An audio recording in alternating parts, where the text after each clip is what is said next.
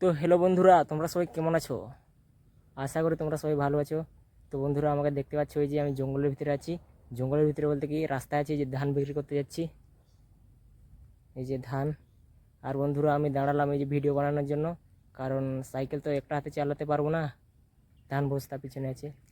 তো চলো বন্ধুরা, দোকানে দেখা হবে।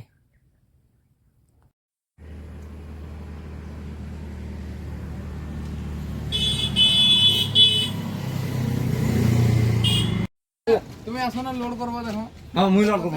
হ্যাঁ কাকা বেলি বল না দেলি। তো বন্ধুরা আমি ধান বিক্রি করে দিলাম 17 টাকা করে, 27 কেজি হয়েছিল। আর তোমাদের সেদিকে ধান কত করে একটু কমেন্ট করে বলো। ধান তো বিক্রি করে দিলাম, এখন হাট করবো, হাটে যাব।